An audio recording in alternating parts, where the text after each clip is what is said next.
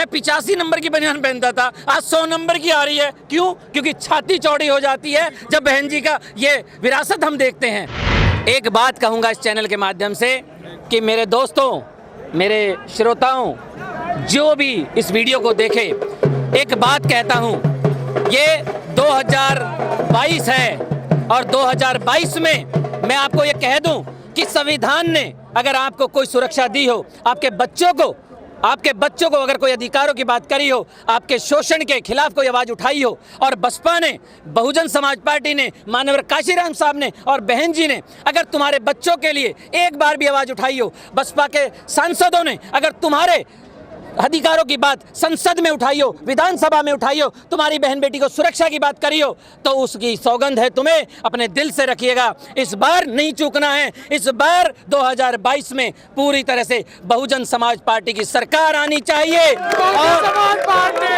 और विरोधियों को उखाड़ फेंकना है।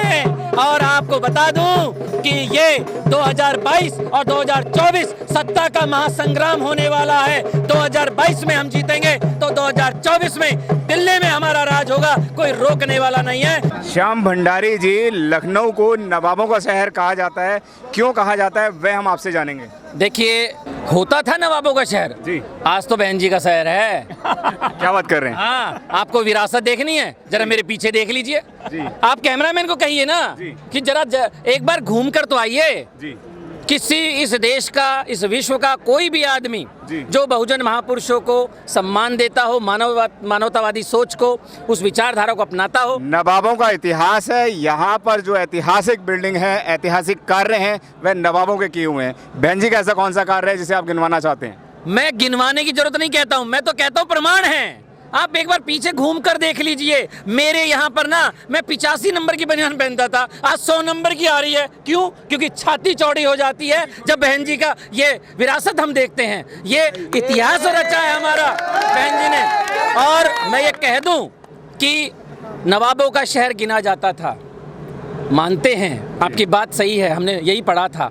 लेकिन जो आदमी यहाँ एक बार लखनऊ में आ जाएगा ना, वो लखनऊ को कहेगा कि ये बहन जी का, ये बहुजन समाज पार्टी का शहर है और वो इतिहास रचा है जो कहीं पर पूरे विश्व में। कौन से इतिहास की बात कर रहे हैं, कैसे इतिहास की बात कर रहे हैं आप, हमें वो बताएं।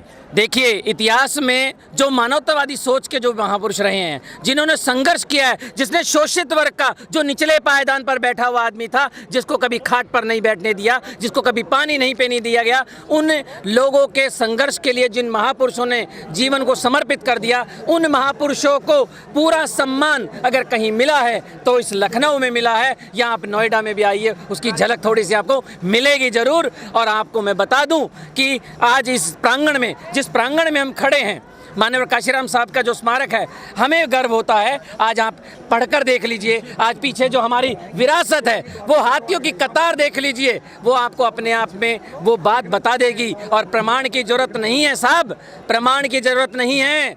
इसके लिए आपको अपना वो जो है ना गुलाबी रंग का चश्मा, भगवा रंग का चश्मा, उसको उतारना पड़ेगा और आप सच्चाई की भरी नज़रों से देखिएगा। आपको सिर्फ और सिर्फ हमारी बहन जी का इतिहास और वो विरासत नजर आएगी और हमारी विरासत नजर आएगी। जी सर, अब बीजेपी की सरकार चल रही है जो हिंदू राष्ट्र की तरफ बढ़ रही है, तो क्या कहना चाहेंगे। आपको पता है, हिंदुज़्म के माध्यम से राष्ट्र की कल्पना कभी करी नहीं जा सकती। मैं आपको यहाँ पे प्रामाणिक बताऊं कि अगर धर्मों के हिसाब से देश बनते तो 7 या 8 धर्म है ना, देश 7 या 8 ही होते ना, 205 तो नहीं होते, 250 तो नहीं होते ना। आप सोचिएगा, धर्म के हिसाब से राष्ट्र नहीं बनता है मेरे दोस्त। अगर देश बनता है तो सबकी वजह से बनता है, सबको साथ लेकर चलने होता है। और कॉन्स्टिट्यूशन में सभी धर्मों का बराबर सम्मान है। इन्होंने लगातार 1921 से 1925 के बाद से हिंदुस्तान का एक ऐसा प्रपंड रचा जिससे लोग हिंदुस्तान बोलने लग गए। हम तो कहते हैं इंडिया दैट इज़ भारत, और ये कॉन्स्टिट्यूशन कहता है हम हिंदू राष्ट्र की कल्पना नहीं करते हैं, हम तो ये से सम्राट अशोक के भारत की कल्पना करते हैं। उसमें सभी का सम्मान होता है, सभी धर्मों का सम्मान हम देना चाहते हैं। सम्राट अशोक की बात कर रहे हैं तो कैसे बनेगा सम्राट अशोक के सपनों का भारत। देखिए, उसके लिए आपको सर्व समाज को साथ लेके चलना पड़ेगा, सर्व धर्मों को साथ लेके चलना पड़ेगा, हर शोषित वर्ग के साथ खड़ा रहना पड़ेगा। आपने अगर सम्राट अशोक का इतिहास को अगर देखा हो, परखा हो, समझा हो, क्योंकि मुझे पता है आप लगातार स्टडी करते हैं, ये चैनल, इस चैनल की मैं बड़ाई इसलिए कर रहा हूँ क्योंकि इसकी मैं लगातार जो वीडियो देखता हूँ वो पूरी तरह से प्रमाणित होकर, पूरी तरह से सत्यता के साथ में उसको वो आगे भेजते हैं। मैं यहाँ कहूँगा कि आपने भी कई बार उस विषय पर वीडियो बनाई हैं, सम्राट अशोक क्या चाहते थे, किस तरह का शासन था, और वही शासन आज इस देश की ज़रूरत बन गई है, इस देश की, भारत की मजबूरी है, और बहन जी ज़रूरी हैं। इस बात को समझना होगा हमें। एक बात कहूँगा इस चैनल के माध्यम से कि मेरे दोस्तों, मेरे श्रोताओं, जो भी इस वीडियो को देखे, एक बात कहता हूँ, ये 2022 है और 2022 में मैं आपको ये कह दूं कि संविधान ने अगर आपको कोई सुरक्षा दी हो, आपके बच्चों को अगर कोई अधिकारों की बात करी हो, आपके शोषण के खिलाफ कोई आवाज़ उठाई हो, और बसपा ने, बहुजन समाज पार्टी ने, माननीय काशीराम साहब ने और बहन जी ने अगर तुम्हारे बच्चों के लिए एक बार भी आवाज़ उठाई हो, बसपा के सांसदों ने अगर तुम्हारे अधिकारों की बात संसद में उठाई हो, विधानसभा में उठाई हो, तुम्हारी बहन बेटी को सुरक्षा की बात करी हो, तो उसकी सौगंध है तुम्हें, अपने दिल से रखिएगा। इस बार नहीं चूकना है। इस बार 2022 में पूरी तरह से बहुजन समाज पार्टी की सरकार आनी चाहिए और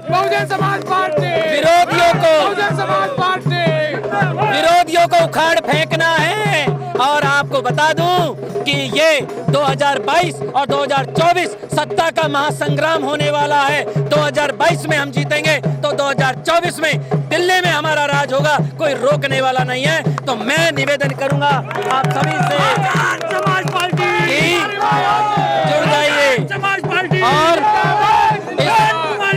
इस बार 5वीं बार बसपा सरकार, बहन जी की सरकार, हमारी सरकार। और अंत में एक बात और कह दूं, जो छोटे छोटे युवा नए लड़के हैं जो गुमराह हैं, आज आंदोलन करने के तैयार हो जाते हैं जहां मर्जी और केस लग जाते हैं, मैं उनसे भी निवेदन करूंगा मेरे दोस्तों, आप लोग गुमराह मत होइए।